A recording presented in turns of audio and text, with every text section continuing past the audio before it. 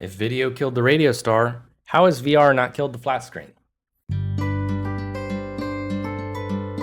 It feels like the next big thing, and yet it seems to have also failed so catastrophically. In this video series, I'm going to be explaining a lot of the issues with standard VR game design and things that we can do to improve that.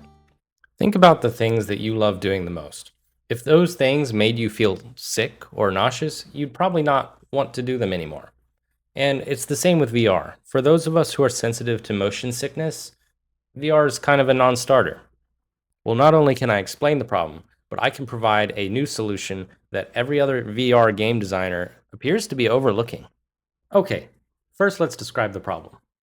The vestibular system is inside your inner ear, and it tells your brain how your body is changing in motion. So, acceleration, deceleration, spin, all of that is sensed by your vestibular system. The thing about it is that your vestibular system and what you see have to match. And if they don't match, then your brain assumes that you've been poisoned and you become nauseous. The key point is that motion that I see visually is relative. If I see a car moving, I know that the car is moving. But if I see a tree moving, it's not the tree that's moving, it's me that is moving. The same thing happens with most VR games. You're sitting on the couch, your vestibular system says I'm stationary, but visually, everything in the scene is moving because my character is walking along, right?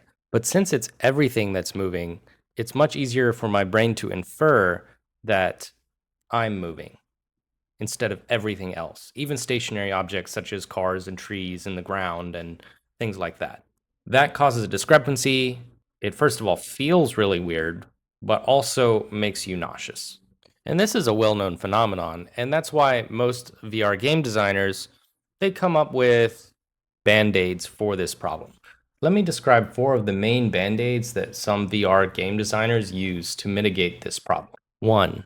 Abrupt movement such as teleportation or snap rotation. No discrepancy there because there's no acceleration or deceleration. So what's the problem with that? The problem with that is every time you teleport, you almost have to catch your bearings again. You kind of lose your place. Since you don't see the transition, you don't see how your character has moved, and it can be a bit disorienting. 2. Another thing that is often done is not having movement at all. Think Beat Saber as an example.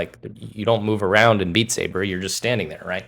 And that's a good experience for people who are sensitive to motion sicknesses. So what's the problem with that? It kind of limits the type of games that you can create for VR. What about adventure games where movement is a big aspect of what makes the game fun? 3. Just ignoring the problem altogether, like Gorilla Tag.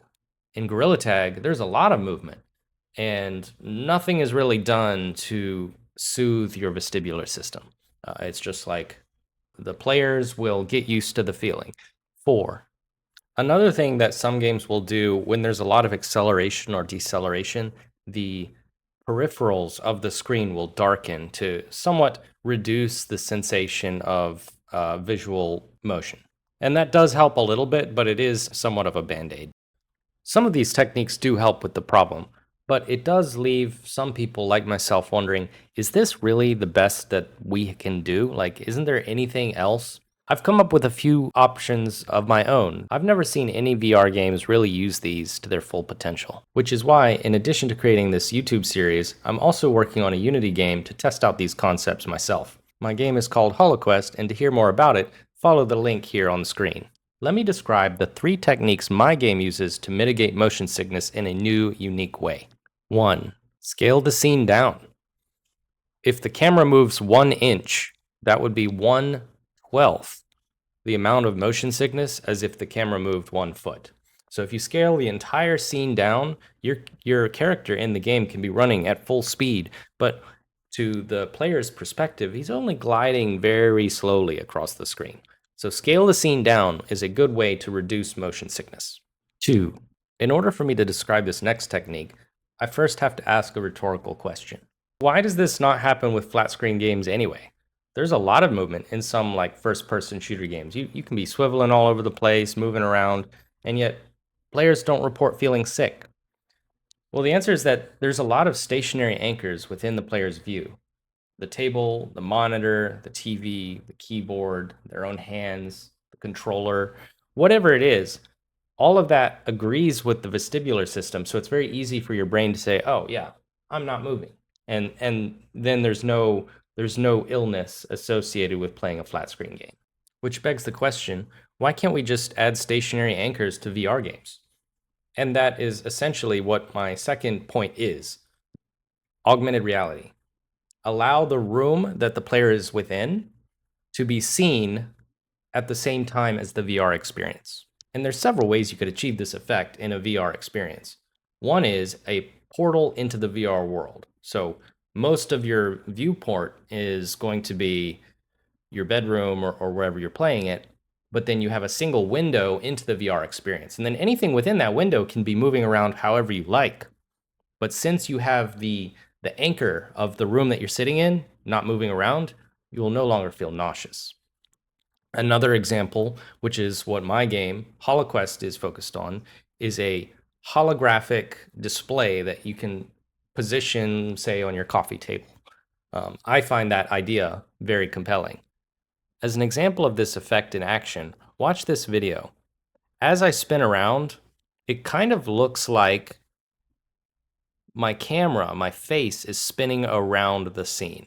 That would be a lot of motion. But as I turn on augmented reality pass-through, suddenly the scene looks like it's spinning in place because I have an anchor, which is the entire rest of the room.